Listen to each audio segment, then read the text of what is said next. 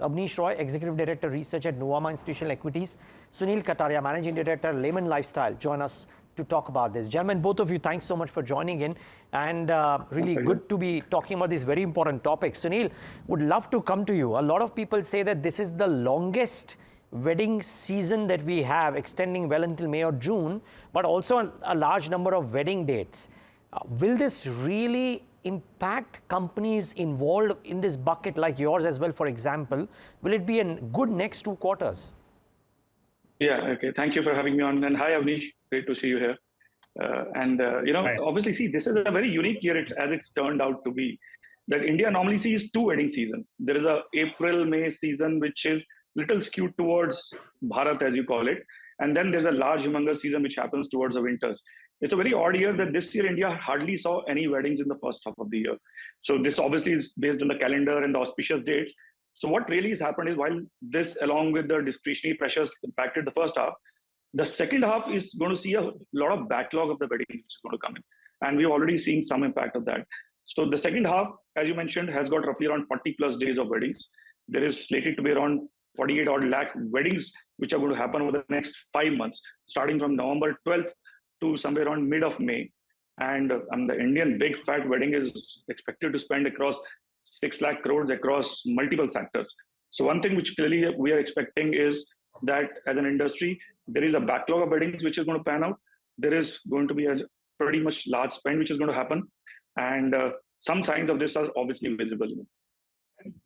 Sorry, Abneesh, I'd like to bring you in on this conversation. Sunil mentioned a number of 48 lakh weddings. How does this typically get split between companies within this area? Because not everything will gain equally, right? So what's the typical history, and would the same thing repeat itself? Yeah, definitely. Sunil summed it up brilliantly. So yes, it's positive for the sector. Currently, there is an urban slowdown. So this development will partly help address that. But our sense is in the big metro cities, still the wedding spends will be a bit muted.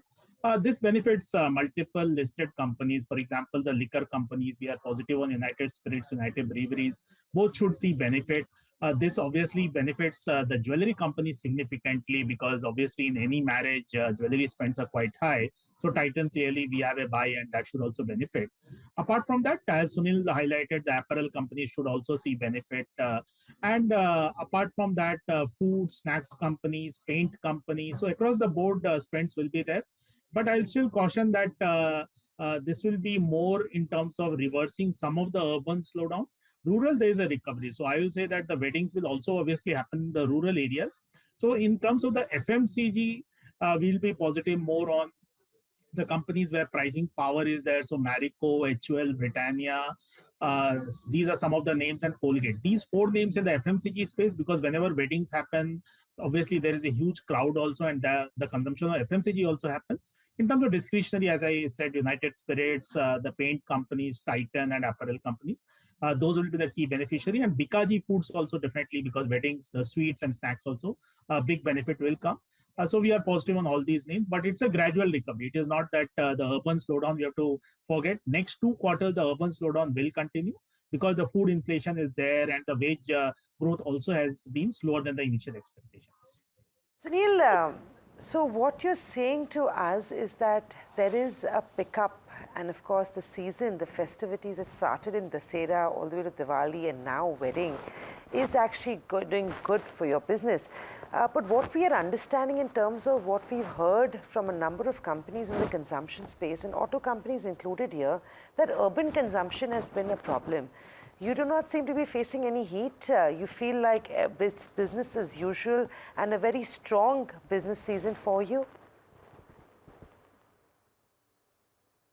Sunil, we can't hear you. I think you're on mute. Okay. Yes. Hello, can you hear me now? Yes, we can hear you now, yes. Okay. See, obviously the first half, everybody faced the pressure of discretionary spends, which was obvious. But I can tell you what has started happening across the industries, what my sense is. I think coming with Diwali and Dussehra in 1 month, I think the uptick was pretty strong. In fact, I was a little pleasantly surprised with the uptick which we saw during the festive season of October. And one thing I can tell you across, if I were to do a comparison of Diwali to Diwali, because you have to normalize the basis, we saw a double-digit growth in that like-to-like period of Diwali. And that, I think, was a very good start. Then obviously there comes a little lull after Diwali, but now the wedding season has picked up. And from whatever I see, the weekends are very strong.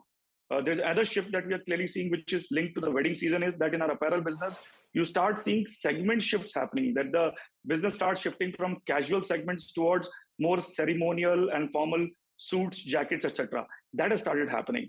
Another brand of ours, which while Abneesh mentioned jewelry, which is completely linked to weddings, is Ethnics by Raymond, which is the Indian men's ethnic wear brand which we have. We have around 135 odd stores right now. And again, one shift in the segment, which is a very good indicator we are seeing across, is that the groom-led ensembles have started picking up. So overall, I think it's, while yes, that urban consumption theme may stay, and yes, there will be, Abneesh mentioned there may be a cautious recovery, but I think there's definitely a positive start to the wedding season, first the festival season and then the wedding season. I like that term, Sunil, groom-led consumption or groom-led shopping. So the hope is that the dulhas spend more this year than they won't. My only question is that if we've seen such a, I would say a little slow response in the festive season, what is giving you confidence that there will be a different consumption pattern for the wedding season? No, so, wouldn't that carry through? So like I told you, in fact, that my sense of the industry, especially, and I'm talking primarily regarding the apparel industry and something that we have seen in our business as well, that like Diwali seasons, retail optics from the stores were actually double digit. So I thought that, in fact, it was a very pleasant start, in that sense, coming on the back of, a tough first half. So two factors which give me confidence. One is this time the wedding season is staggered and it's a prolonged period. So I think that's in a way good for the industry, overall of the wedding linked industries. So normally what happens, you see a spike of weddings happening in maybe a 45-day period and then a lull happens. So it impacts in some way that the wedding dates have to get staggered. People have a rush for, banquet halls. People have a rush for getting weddings done. This time it's a staggered, well played out 45 dates across 5 months, which I think will be a good sustained trigger for consumption. That's one. Secondly, what I'm expecting is, as something which Abneesh also mentioned, while the weddings are more urban-led, but there are weddings which are going to happen in rural because the first half didn't see rural weddings. So there is a clear rural recovery, which is obvious to everybody. I think that is a second positive trigger. So to mind, these two, I think are going to play out together pretty, hopefully well for the industry, And the start is pretty good. No, so okay, Abneesh, you mentioned, hi, Tamanna here, you mentioned some companies which you think will be on the forefront and of course liquor companies, etc. But where do you think is a very clear upside? Would you buy anything right now betting on the wedding season? Because at the end of the day, that's what our viewers want to know. That is there a strategy here, a play here? Yeah, definitely. If you see the stocks have corrected because of the FI selling and the broader correction, we have seen good comfort in the valuation step in. So we are positive, for example, in terms of discretionary names. We are positive on Trent.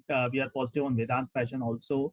We are positive on Titan, United Spirit. So yes, we have comfort in valuation which has come, which will take into care the urban slowdown, and which will also have the trigger of marriage days, as Sunil rightly said. This is not just a Q3 phenomena.